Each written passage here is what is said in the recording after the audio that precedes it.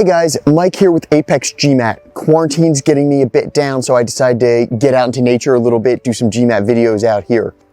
So today we're going to speak about what I call profiles in a 650. And a lot of times people see their score as sort of a fixed assessment of where they are, rather than as a result of a balance of different characteristics that they have that are feeding into this score. So when we speak with clients coming in, a lot of times they say, oh, well, I've got a 650, I want to get to a 720, what do I need to do? The short answer is, we got no idea, because there's a lot of different ways to make a 650 or a 580 or a 620. And so I wanted to talk about a few different profiles and how they could all result in the same score. First off, we've got Albert. And Albert's an engineer. He's very meticulous. He knows a lot of quantitative information, so he's got really strong fundamentals, but he also has been trained in an engineering environment. And what this means is that he approaches problems very, very linearly. Not just the quantitative problems, but the verbal problems, because his education, especially his higher education, has been very, very targeted, very straightforward. So Albert knows the fundamentals, but the moment he sees a problem, he already has decided how to solve it, or rather his training has decided how to solve it. He has one solution path, he knows it works, and he's perfectly clear on what to do. And so he sits down and he does it. This means it's generally time inefficient, but also that he's not bringing to bear one of the most useful characteristics to his GMAT, which is creative problem solving.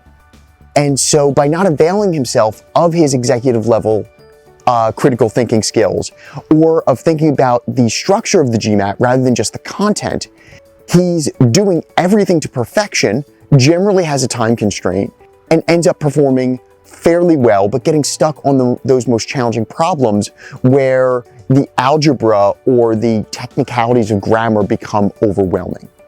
And in this way, Albert gets to a 650, but he plateaus. He can't get any further on the exam.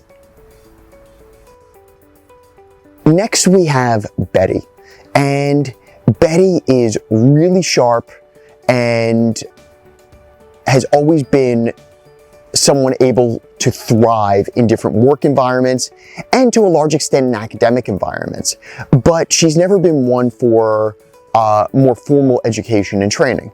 So what happens with Betty is that she's got great instincts. She looks at a problem and she sees the quick way to solve it, partially because a lot of her training isn't formal and she doesn't know all the rules or all the mechanics of the grammar or of how the GMAT structures a sentence critical reasoning or reading comprehension, or of how exponents work. But she's got a good enough idea to then use her sort of high-level functioning skills to sort of bounce around to a path to success. So Betty also does well, also gets to a 650, but her gap is very different than Albert's. Where Albert needs flexibility, Betty just needs a refresh on the fundamentals. And given the fact that she's already there with strong instincts and some basis in the fundamentals, those fundamentals for Betty are much easier to plug in. As such, she's going to have a much shorter prep timeline than Albert, even though they have the same score going into it. What's more, Albert's going to have to focus on unlearning habits that he's developed over years and years of training, whereas Betty can lean into her habits. Finally, let's talk about Charlie. And Charlie has always been a grade A, 4.0, all A levels type student.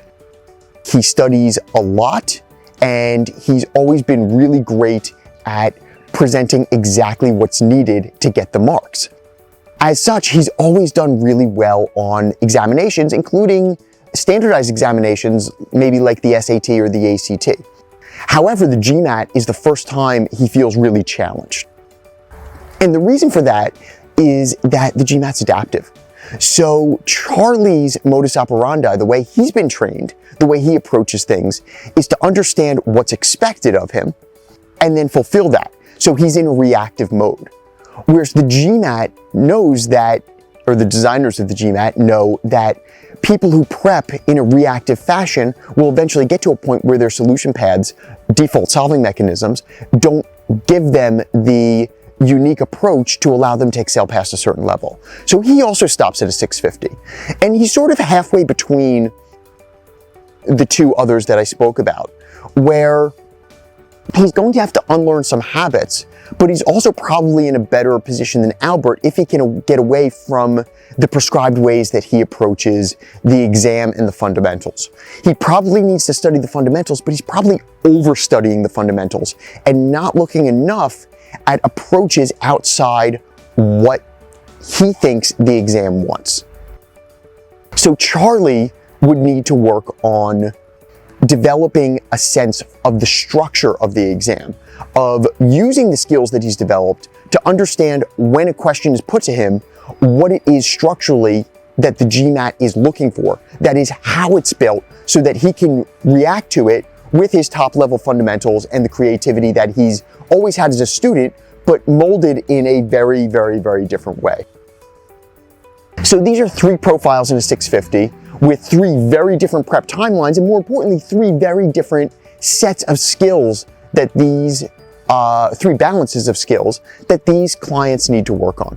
So if you see yourself in one or several of these, and these 3 are by no means exhaustive, give us a call. We're happy to talk with you, understand where you're coming from on the exam, try and get a sense of largely which tranche, which profile you fall in, though bear in mind that everyone's different. These are 3 sort of extreme examples, and you're somewhere in a mix between these and a few other of the archetypes that we see regularly.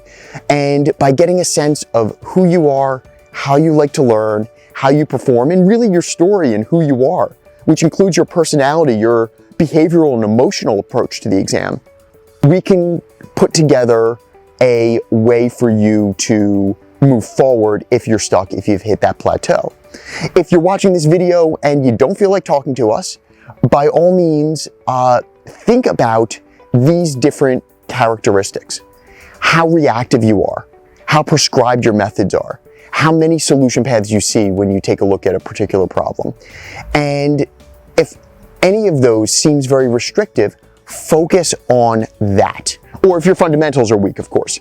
But don't get caught up in the trap that most people fall into, which is reviewing their fundamentals over and over and expecting movement. Because most of this game, and I'm calling it a game on purpose, most of this game is played on the behavioral level and the emotional level once the intellectual stuff is sort of taken care of. I hope this is helpful for you guys out there, and like us below, subscribe, and I'll look forward to seeing you guys again soon. Thanks so much.